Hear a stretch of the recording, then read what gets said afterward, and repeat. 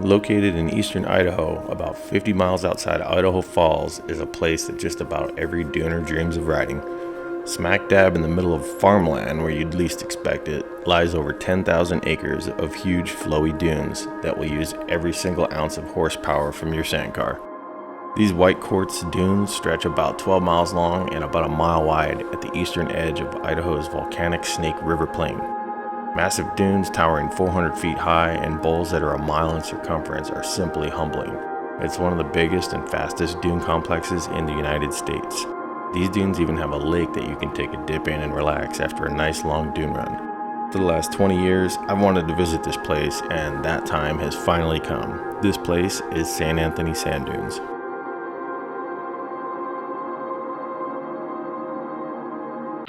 We made the 10-hour trek from Las Vegas to San Anthony with a big group of friends, stopping at a nice little rest area in Malad, Idaho. We weren't in too much of a hurry since check-in at our campground wasn't until the next day. It was a nice way to ease into our 10-day dune vacation and break up the long drive. This is home for the night, and then make our way to San Anthony Dunes in the morning. We were up bright and early to hit the road. After just a couple more hours, our convoy of dune rigs arrived at Idaho Dunes RV, where we had reservations for the next 7 days.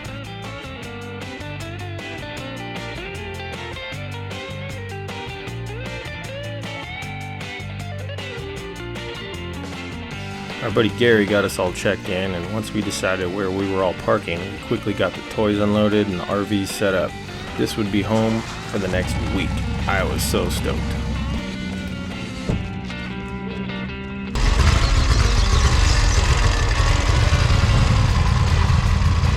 How's it feel to be in Idaho Sand Dunes? Oh, we're ready for just a fabulous time up here.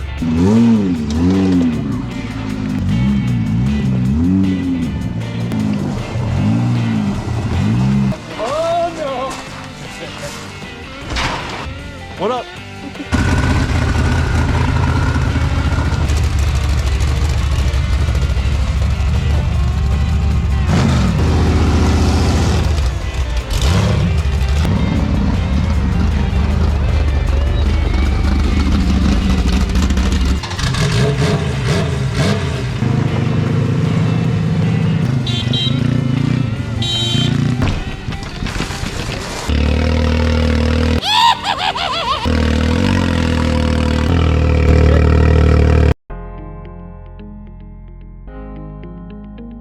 We did a little Sandcar prep and fine-tuning, got our tires mounted up, and looked the cars over to make sure we were ready for the dunes. Wipe them down, make them all pretty so you can go into the dunes and get them dirty. I love all of you. I do. Fuckers. You know, you only got 11 more cars to go. I kind of like my paddles clean if you could. Want me to polish something for you? Oh!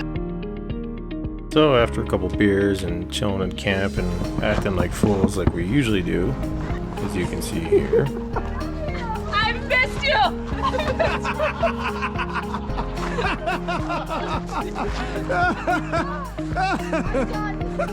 We decided it was the perfect time to go hit the lake. It was hot and it seemed like just the place to be on our first day, so we headed over to Lake Egan for a couple hours. Here we are at Egan Lake, San Anthony Dunes. This place is awesome. There's a lake right next to the sand dunes. Oh, my feet are on fire though. It's really freaking hot today. Oh, get back in the shade. Hot! Hot! Hot!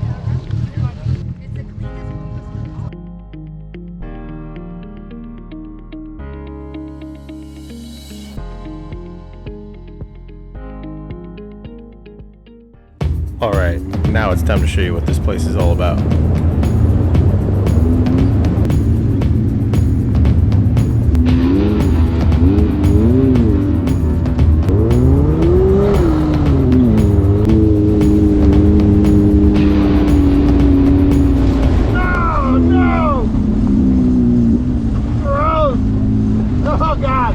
Oh God! After we get through the sprinklers, of course.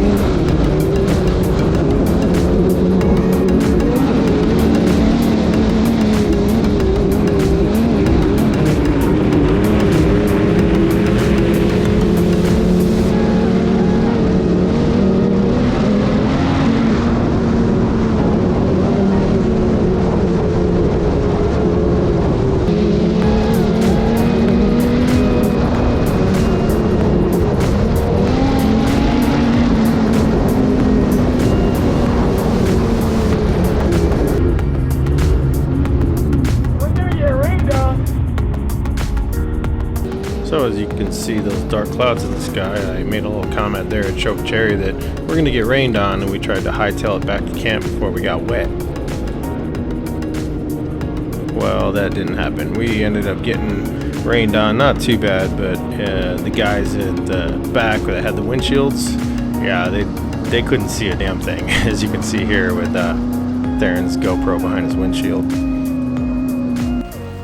Coming back in the dunes, we got a little wet. Man, those raindrops felt like needles on our faces for those of us that didn't have windshields, but we got the cars under the covers. We got back just in time. It really started coming down. As you can see here, the rain just pouring off these awnings. So it got pretty wet. We didn't have much else to do other than grab a beer and just kind of make the most of it under the awnings and kick back.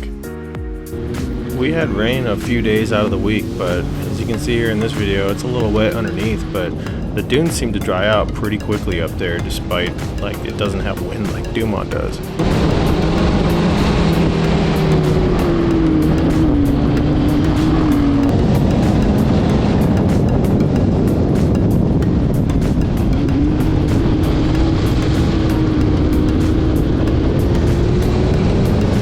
Man, these dunes were bright. We picked a bad time to go out this day, right in the middle of the day. If you've ever been doing it, you know, if you go out in the middle of the day and the sun is right overhead, you don't have any shadows, no contrast. It's just pretty much pure whiteout. It's extremely difficult to lead. As you can see here, I think Greg had enough. He waved me by. He's like, Pete, you go ahead, you take the lead. So I took the lead for a little bit, did my best. Didn't kill myself, didn't lead anybody off any Razorbacks, but we still had a good time. Just got to take it easy.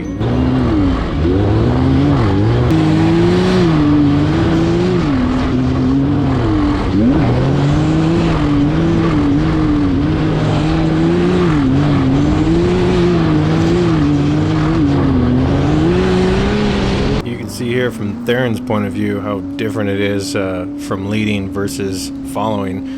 Man, it's so much easier to follow when you got cars and dark tracks to to follow. Yeah, those dunes, you can see they were still pretty wet underneath, and up front it looks like it was completely dry, but yeah, it was still a little damp under there.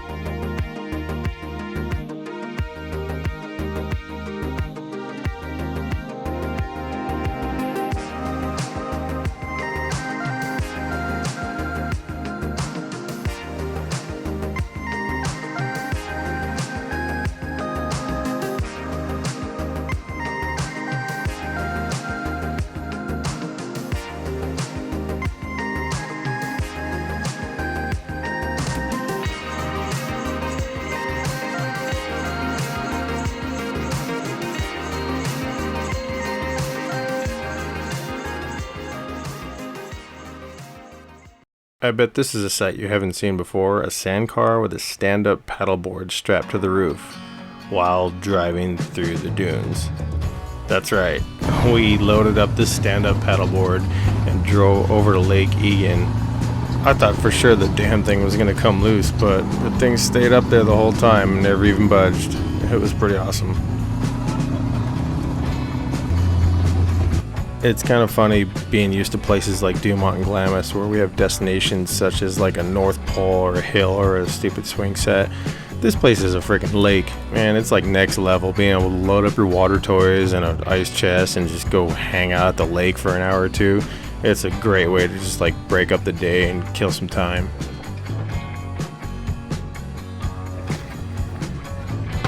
Turbocharged. Yes! Yeah. Whoa. Not the video I wanted to take. But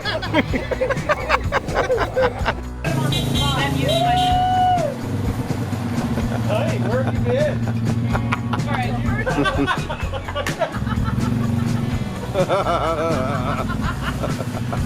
Well, I gotta say, we screwed up.